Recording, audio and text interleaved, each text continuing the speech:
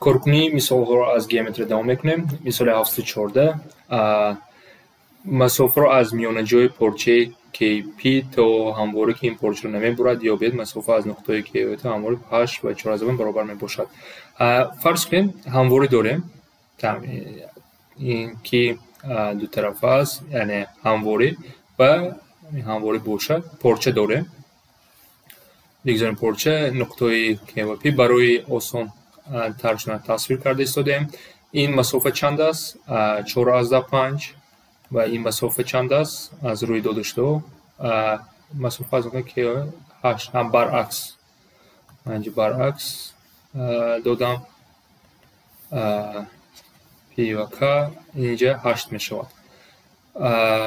مسافه از نقطه میانه جای این رو باید یابیم. مسافه تا همواری رو از تا همواره که این پارچه این مسافه رو باید یابیم. چقدر میابیم؟ در اینجا سیکنجی مانند است. این که میانه جا است، این دو طرف برابر است و اگر ما یک خطی راست کشیم با همواری با پارالل کشیم، اینجا 90 گرادوس می شود.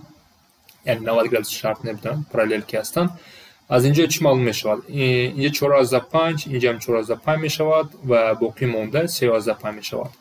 و این قسم از سیکنجی مانندی باید که این طرف دو مرتبه، یعنی سیکنجی کلون از سیکنجی مایده دو مرتبه کلون است. این طرف معنای اون رو دارد که 3.5 تقسیم 2 یعنی 7 تقسیم 4 7 تقسیم 4 می شود. و از ما میخواهند که این مسافه رو یابیم.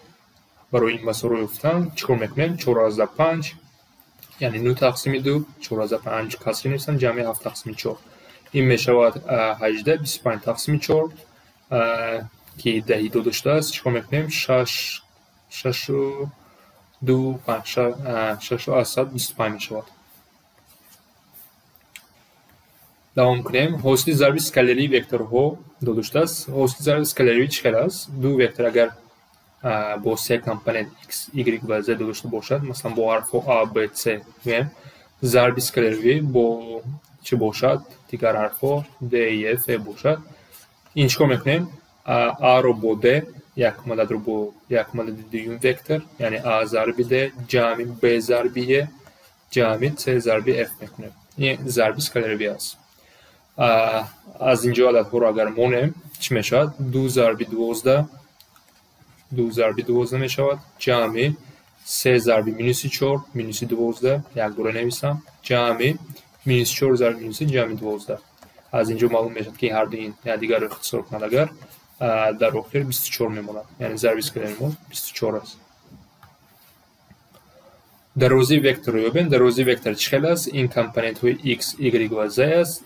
دروازه وکتور همه وقت در درون ریشه x کوادرات جمع y کوادرات جمع z کوادرات است. دروازه وکتور این برابر می شود، یعنی طرف نشان دهیم قاعده بی درون ریشه چیکار میکنیم؟ 9 کوادرات 81 جمع 144 جمع 64 عددی کلام 225 جمع 64 289 289 و فکر ما اگر دهیم 17 میشه 17 کوادرات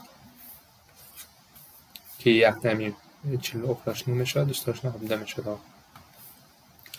دروازه دیاگونال پارالپید راستگونجه را از روی چنک‌های 2 3 و 6 یابیم. پارالپید راستگونجه چی است؟ یعنی کروبکه است، یعنی کروبکه فکر کنید این کروبکه راستگونجه است. رسم فعل هم یعنی کروبکه کشیده نتونستیم. چی است؟ چنکاش 2 3 و 6 بگذار اینجا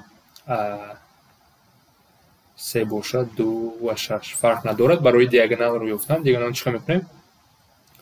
از این کنج به این کنج، یعنی دیاگونال کروبکه است. یعنی این همچون دروازه وکتور هم حساب کرده می شود. یعنی باز همین قاعده پیثاگور برای 3 کامپوننت این می شود 2 کوادرات جمع 3 کوادرات جمع 6 کوادرات است. یعنی این وکتور رو همچون 3